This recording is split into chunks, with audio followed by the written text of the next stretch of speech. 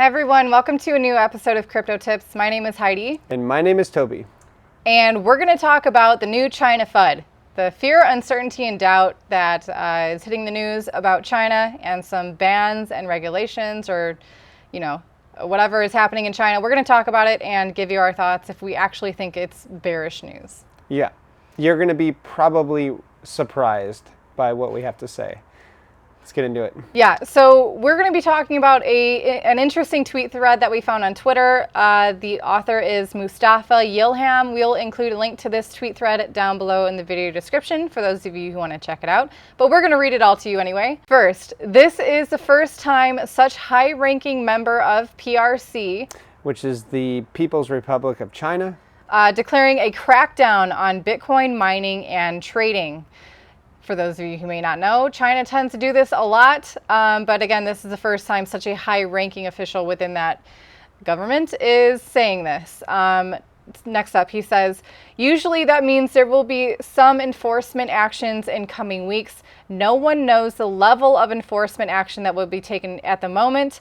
Uncertainty is creating bearish sentiment among Chinese miners. Number one, that's important to know. There's a lot of uncertainty. We don't know to the extent of this ban or enforcement that's going to happen.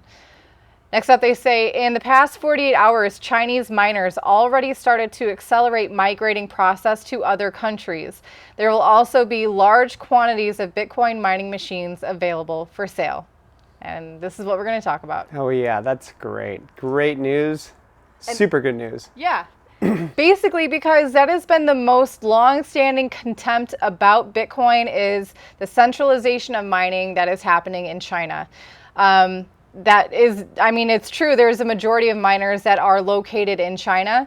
But this to me is exactly like, this is a great example of that analogy I love to talk about with, the cryptocurrency ecosystem kind of being like a slippery piece of soap. And a government trying to regulate it or ban it is like a hand trying to grip it. The harder they try to grip it, the farther it flies. So this is exactly what we're seeing. And it's actually playing, again, to the benefit of this cryptocurrency space, where it's something I'm always preaching on, we're always harping on, is the level of decentralization is very important. And the irony of, now that there's a centralized power trying to enforce on this, it is encouraging it to become more decentralized. Game theory is really cool. Absolutely. And, for every action, there's an equal and opposite reaction. So we see that reaction from the free market that is going to take this place.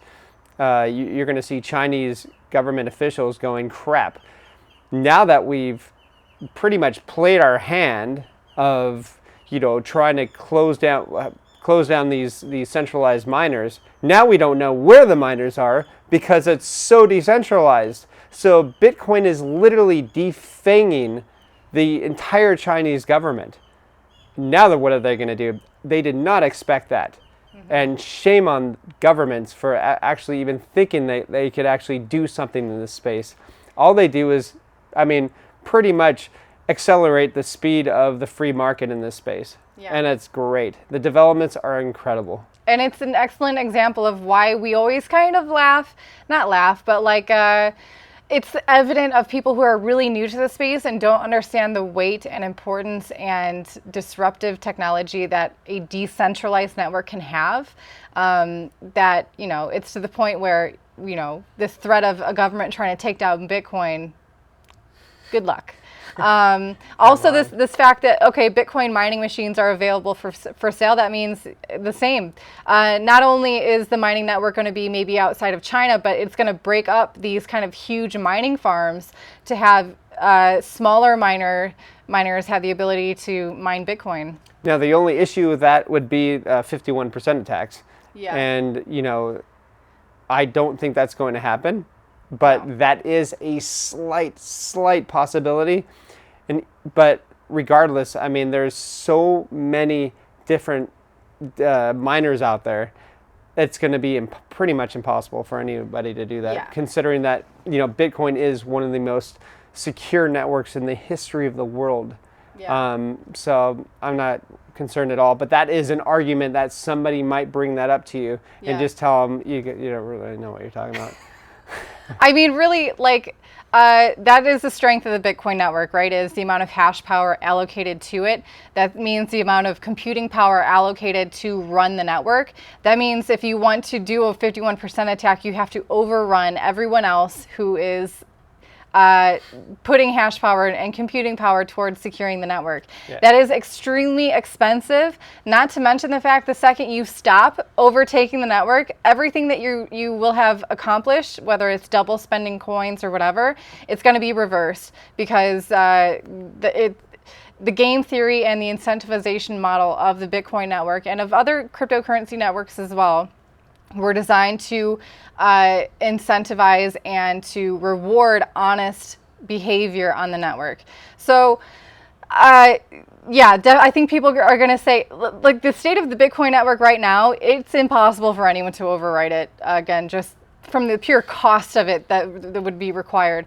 If the hash power does drop from something like this in China happening, number one, I don't think it would drop enough for a 51% attack to actually be possibility. Number two, it wouldn't drop it would maybe drop for a very short period of time, just like the dips are happening. Mm-hmm. There's so many people who are willing to buy Bitcoin when it dips. You know how long people have been wanting to mine Bitcoin? It's become extremely expensive to mine it. So a lot of people, what they do is they'll mine other coins and then trade it for Bitcoin. This would be their chance to finally mine actual Bitcoin, get virgin Bitcoin.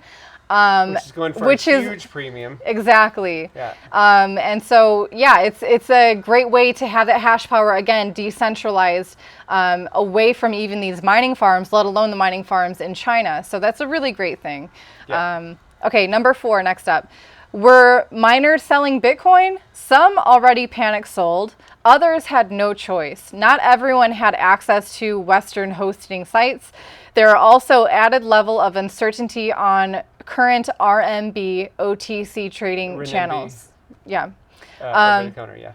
They need fiat to cover operational costs at the end of the day. So basically, the selling pressure that we saw that maybe was coming from these miners were either, again, he's saying they panic sold or they had to, while they still could, to cover their operational costs because they need to do so with fiat, which is crazy. You gotta get. Isn't NVIDIA accepting Bitcoin as a form of payment now for their operational costs?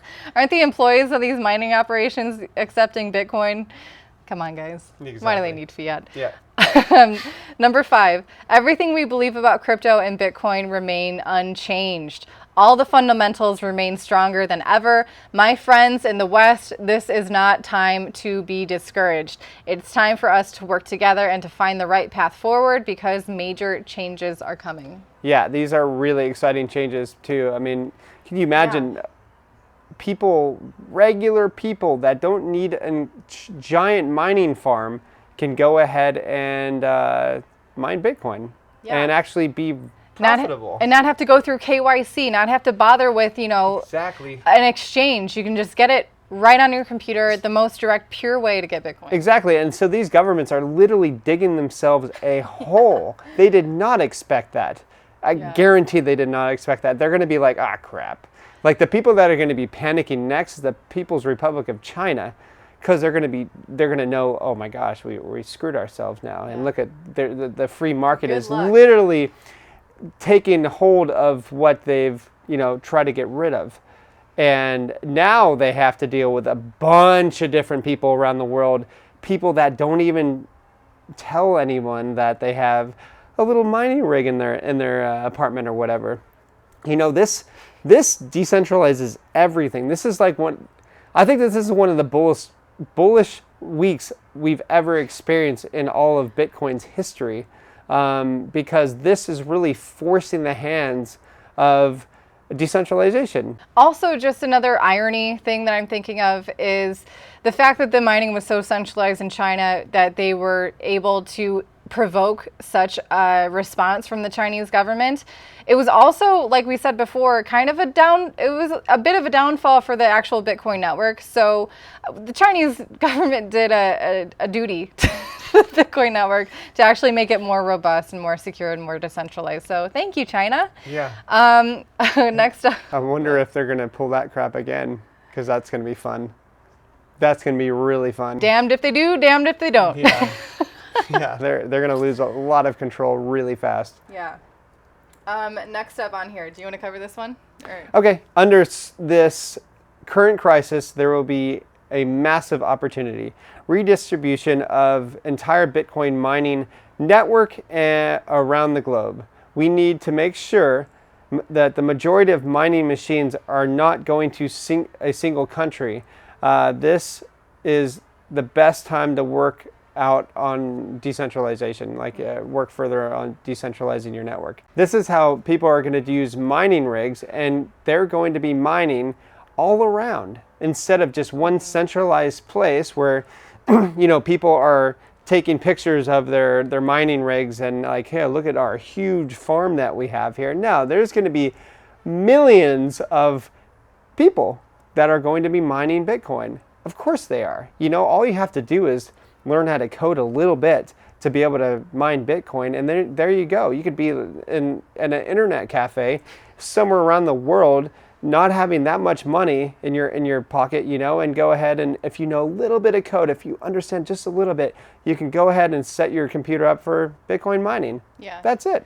I think this is also definitely serving to be a lesson learned from any mining farm that is existing. It's a reminder that if they're too centralized, it's going to be a thorn in their side. So yeah, to start kind of shake it out, just like how we're shaking out the leverage traders, we're shaking out the centralized miners and redistributing it and forming a new bottom. Yeah. Number 7, we also need to work together and ensure this new wave of mining operators outside of China are using renewable energy as much as possible.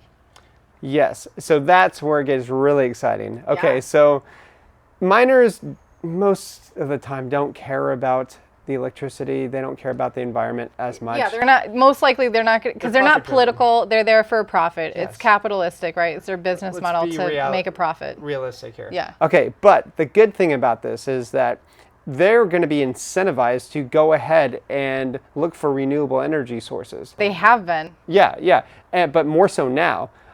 Because first off, when you're dealing with a state-run power grid, that you're not very anti-fragile, you know what I mean? So you're in danger of the state shutting you down, and obviously the state is your biggest threat. So why would you're disrupting a lot of what they do? Exactly. So why would they support that? Exactly. So you're going to have different ways of renewable energy, solar, whatever, and that's going to help decentralize the network as well.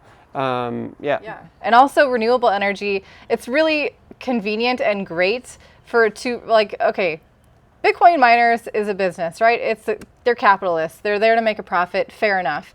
What's great about renewable energy and Bitcoin is that they're incentivized to find the most profitable way to generate electricity to run their mining rigs. And the vast majority of Bitcoin mining is done through renewable energy sources and will continue to do so as well as they just continue to grow and need more energy and need a more cheaper renewable way to do so. So it's really great how those are actually coinciding, and the environment is going to benefit, and also us who wants to continue to have a very disruptive, very secure network that is an option outside of the traditional fiat system. It's going to benefit us as well. So it's a win-win, in my opinion. Yeah. So essentially, Elon, my friend Kent said, Kent Halliburton, he's amazing. He's like, Bitcoin is literally defanging Elon and China at the same time. Yeah.